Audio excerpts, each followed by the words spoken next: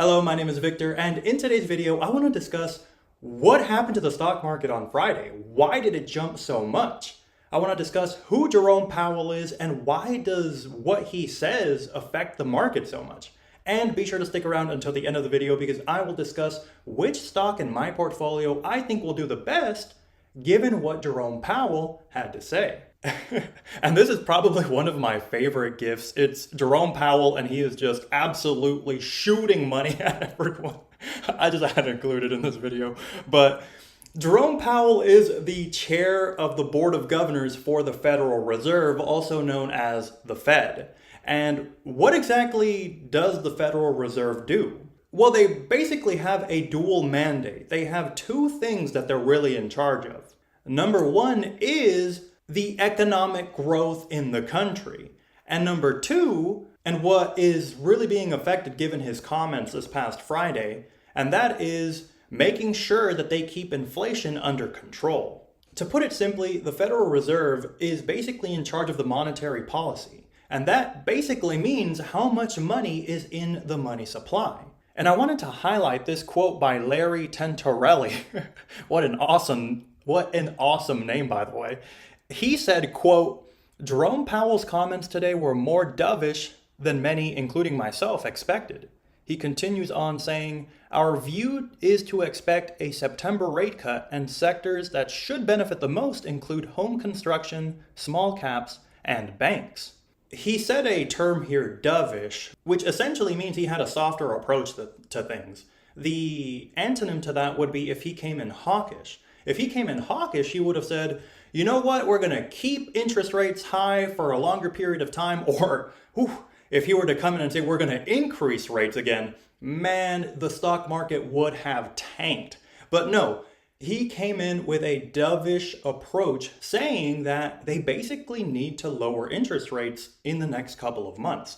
So that is why the stock market absolutely rallied. I mean, just have a look at this heat map of the stock market. The Magnificent Seven had a great time. I mean, look at Nvidia almost up 2%, Apple up about 1.25%, Google was up over 3%, Meta up over 2%, and Amazon up over 3%. And I actually just did a video on Amazon. I gave my opinion, my projections, my complete analysis. So if you want to have a look at that video, I'm going to tag it here for you. So why is it a good thing that interest rates are going to be decreased? Why did the stock market behave so positively given the news?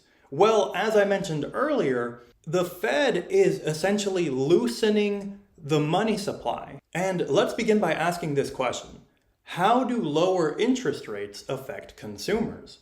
Well, if you lower interest rates, it reduces the cost of things like mortgages, auto loans, and even credit card debt. In a nutshell, it encourages people to go take on more loans. Now, how do lower interest rates affect the prices of assets?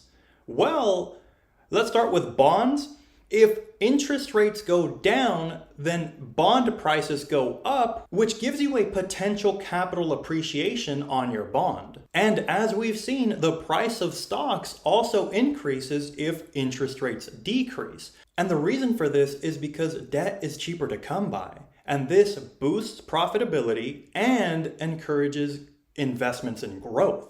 In my opinion, generally, I would say lower interest rates are a plus for the economy.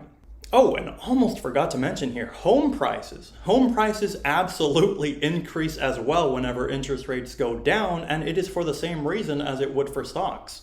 If it's cheaper to get a house, you're encouraged to go buy that home. It just makes more sense, right? Like, just think about the last couple of years. The home market has been pretty much stagnant, if not decreasing, over the last year or two. Why? Because nobody wants to get a house with an interest rate that's like 6 or 7%. I mean, I've seen some monthly payments that are upwards of $2,000. Why would you get a home now when you can wait a year or two, wait for the interest rate to drop maybe to 5 or 4%, and save yourself hundreds of dollars a month on that payment for your mortgage? Okay, moving on now here, and I want to make a prediction. I believe, in my opinion, that the stock market will absolutely go on a tear given this news. But one sector in particular I think is going to do absolutely amazing is REITs. For those of you who don't know, REITs are real estate investment trusts. And I love REITs because it gives me a way to diversify my portfolio. Let me explain. A couple of years ago, I wanted to diversify a little bit. I didn't want all of my money in stocks, just in case the market were to tank for whatever reason. But with interest rates so high, I didn't really want to go out and purchase a home to rent out or any type of building because the monthly payment would eat into any profit that I would get. So I did some research and I found REITs, which is a way basically for you to buy a stock and they handle all of the real estate work for you and will pay you a dividend either every single month or every quarter. I thought, well, that's a win-win. I get to have some ownership in a stock that owns real estate without having to deal with any of the tenants or handling any property taxes or handling any repairs. That was amazing to me. In my portfolio, I own 3 stocks, but I want to talk about one in particular, which I feel like has been the underperformer of the group, and that is Realty Income, ticker symbol O. And as you can see in this chart here, they're actually down 3.5% over the last year, but you can see there have been some peaks and troughs here looking at this graph. Over the last year, it looks like November of 2024, Realty Income was as high as $65 a share, only to crash to about maybe $55 a share in the next couple of months. Having a look at this chart, it looks like in the springtime of this year is when Realty Income hit their lows, basically. But since then, they have recovered a bit, and I think that trend will continue. Going back to what I was talking about earlier with how interest rates affect these REITs, REITs are very specific when it comes to their dividend payments because by law, they must pay out at least 90% of their profits, of their earnings, to their shareholders. So this doesn't really leave a lot of money to do anything else. So how exactly do they raise capital if they want to buy another property? Or if they want to renovate a building that they already own, for example? How exactly do they come up with the money?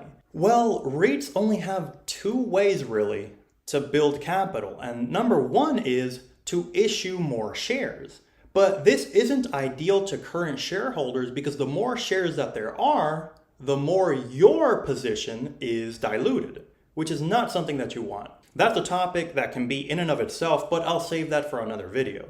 For right now, let's talk about the second way that REITs can raise capital, and that is by using sources of debt. But if you have that high interest rate and you're going to renovate a building and let's say you're going to rent that out, well, that higher monthly payment on the loan is going to eat into your profits. But now that the Federal Reserve is talking about decreasing those interest rates, this is absolutely bullish for REITs. And I think this is absolutely bullish for Realty Income. I am keeping a close eye on this one because honestly, I want to buy more before my prediction, and that is that this stock is going to go on a tear throughout the rest of the year. If you learned anything in this video about the Federal Reserve, how interest rates affect assets or consumers, be sure to give me a like. I make videos here on Victor Vates every single week, so be sure to give me a like, hit the subscribe button, and as always, I'll catch you in the next one.